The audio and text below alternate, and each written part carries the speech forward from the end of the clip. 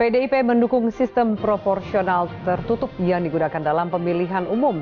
Fraksi PDIP juga menghargai 8 fraksi di DPR yang sudah menyatakan menolak sistem proporsional tertutup untuk pemilu 2024. Informasi yang saya dapat, MK akan mengembalikan sistem pemilihan umum menjadi proporsional tertutup sebagaimana dulu di zaman otoritarian Orde Baru.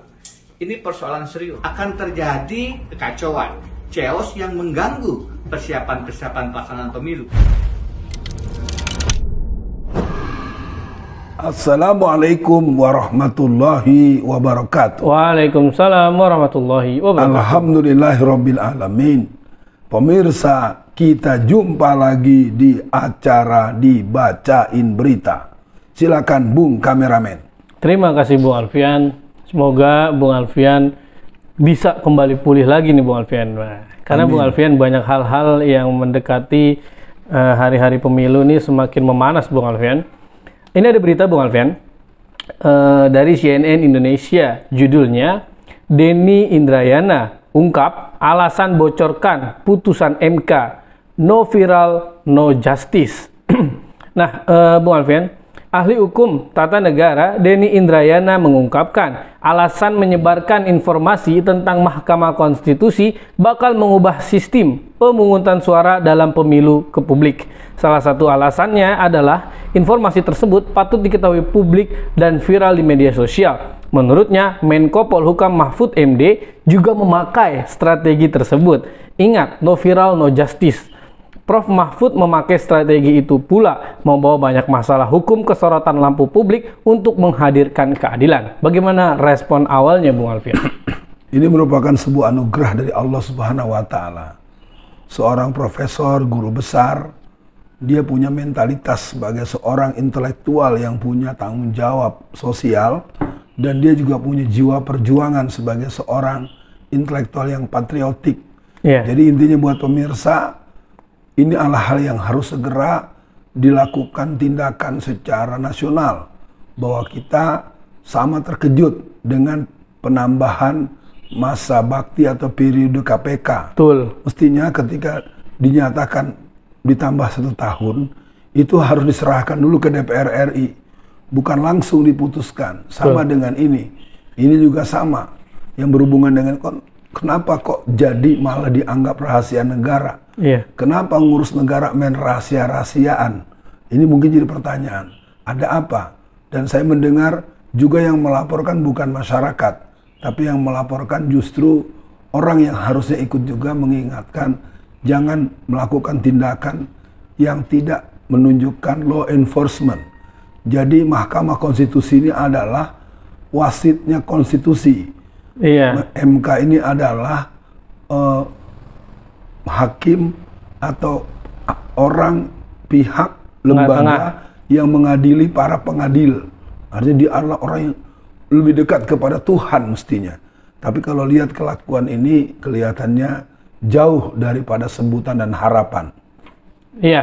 Bung Alfian, memang Mahfud MD ini memang langsung main ancam saja Bung Alfian, karena di Republika dituliskan Mahfud, bocoran Denny Indrayana penuhi syarat dipolisikan. Nah ini kita nggak tahu nih, yang Bung Alfian sampaikan biasanya memang kalau hal-hal kayak gini masyarakat nggak mungkin ngelaporin, biasanya polisi lapor ke polisi. Nah kemudian Bung Alfian, Denny Indrayana merespon Mahfud MD, tak ada pembocoran rahasia negara. Ya emang betul. Jadi gimana ya Bung Alfian? Dengan yang diputuskan oleh MK tentang KPK saja, kita masyarakat tidak bisa apa-apa gitu Bung Alfian. PDIP ingin pemilunya itu tertutup Bung Alfian. Sama kita tahu karena sebelum juga sudah masuk dalam berita. Nah kemudian ketika Pak Denny Indrayana merilis bahwa akan diputuskan ini dan begitu, Mahfud MD marah lah. Nah itu, tapi beda dengan responnya PDIP Bung Alfian. Polemik bocornya putusan MK, PDIP dukung pemilu proporsional tertutup. Berarti kan bisa jadi Bung Alfian, sangat besar kemungkinan MK akan memutuskan apa yang telah disampaikan oleh Pak Denny. Gimana Bung Alfian?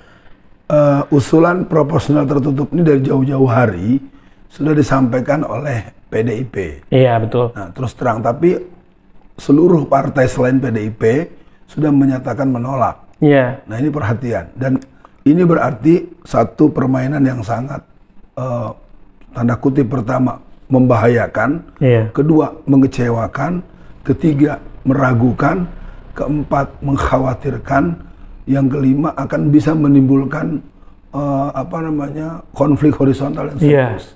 Kenapa? Karena pembentukan penyusunan daftar sementara, daftar calon sementara DCS itu sudah dimasukkan di seluruh level DPRD, tingkat kota, kabupaten, provinsi, bahkan pusat, yang dalam waktu 1 bulan ke depan akan berubah menjadi DCT, daftar calon tetap. Dan di situ masih dengan formula proporsional terbuka, sehingga orang tidak menyoal dia di nomor urut berapa. Karena pengalaman ada orang di nomor urut 4, tapi karena suara dia terbanyak dan itu terkawal dari proses-proses C1-nya, itu biasanya tetap jadi, dan itu menjadi pengetahuan publik. Nah, sekali lagi buat Bung Kameramen, ini merupakan sebuah permainan yang membahayakan dan menjadi semacam bumerang. Dia menjadi bom waktu kepada masyarakat dan pola dinamika politik negara kita. Kalau mau dilakukan juga itu mesti dibicarakan secara jauh-jauh waktu, katakanlah misalnya 4 tahun yang lalu atau 3 tahun yang lalu. Ini sudah mau bermain, lalu di ujung permainan dirubah. Ini kan berarti menimbulkan tanda tanya. Siapa mau apa? Siapa akan kenapa? Siapa akan melakukan apa dengan keputusan yang bersifat sangat sepihak, begitu Bung? Iya, Bung Alfian, kalau kita masyarakat umum bisa dong Bung Alfian melihat kok ini kayak takut kalah ya. Jadi Bung Alfian, ada di bisnis.com itu tertulis alasan PDIP ingin pemilu tertutup. Kami utamakan kualitas daripada popularitas. Wah, mungkin dia merasa Bung Alfian popularitas Anies Baswedan jauh melambung tinggi walaupun dikecil-kecilkan oleh survei elektabilitas. Nah Bung Alfian, tapi kembali lagi soal Firly tadi Bung Alfian. Kita masyarakat menjadi pesimis dengan Mahkamah Konstitusi yang Bung Alfian sampaikan tadi. Mereka itu harusnya menjadi wasit, tetapi yang soal Firly aja kita bisa kebobolan Bung Alfian. Ini kayak begini, saya rasa jauh dari optimis kita ini akan digagalkan Bung Alfian. Tapi apa Bung Alfian? Menurut Bung Alfian, efek ke depan ini Bung Alfian, apakah menurut Bung Alfian MK akan tidak jadi mengabulkan tertutup, ataukah MK akan tetap sesuai si merah? Yang pertama, pahami dulu bahwa MK ini adalah wasitnya para wasit. Wasitnya para wasit. Tolong dicamkan, jadi MK, Anda orang yang nanti akan dihukum Allah di dunia sebelum di akhirat. Saya nyatakan dengan tegas bahwa Anda terlalu jauh mengambil, harusnya Anda memberikan ketenangan, kebahagiaan, dan harapan optimistik. Kalau ini kelihatan betul by request, by design, dan by tekanan, dan kelihatannya MK telah masuk ke zona ikut bermain bercawe-cawe sebagaimana dengan saudaranya. Nah, sebenarnya sekali lagi untuk MK, keputusan MK menurut saya akan tidak terjadi. Harus dibatalkan demi hukum.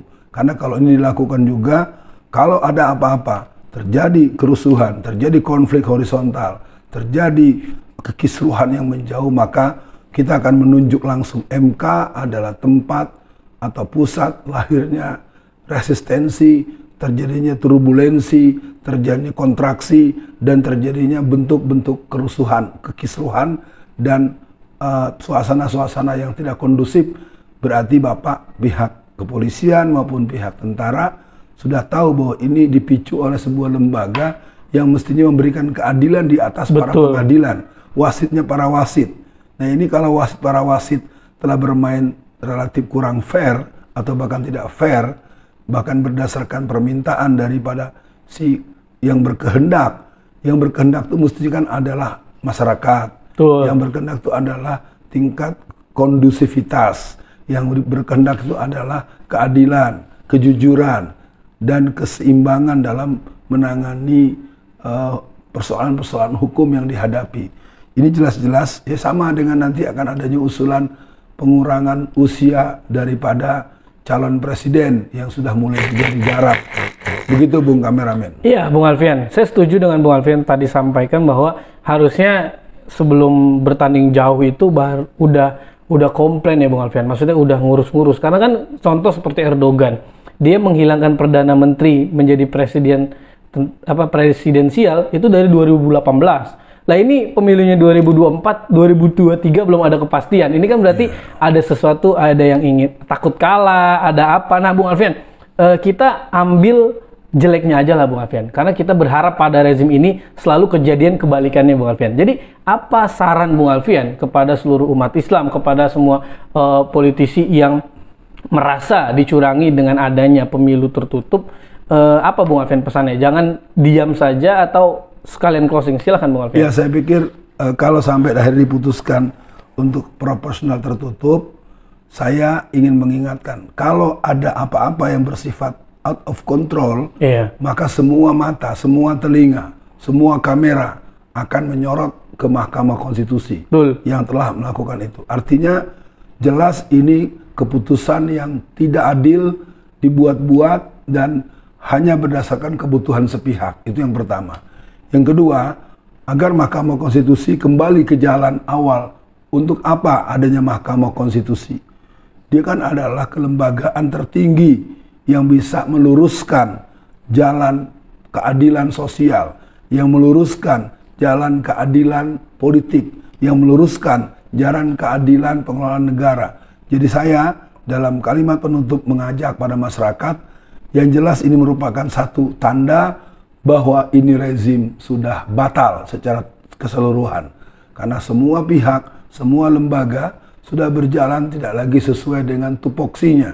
Sudah berjalan semaunya, ugal-ugalan, dan tidak lagi mengarah kepada proses kesatuan, persatuan, keseimbangan, keselarasan.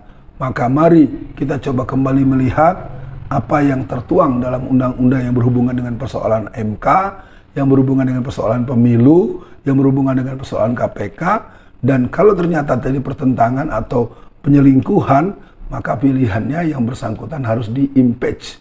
Dan ini menjadi ketentuan secara hukum dan seluruh masyarakat Indonesia, mari bersemangat bahwa pemilu 2024 milik bangsa Indonesia, milik masyarakat Indonesia, milik rakyat Indonesia, bukan milik bintang David dan bintang merah. Assalamualaikum warahmatullahi wabarakatuh. Waalaikumsalam warahmatullahi wabarakatuh.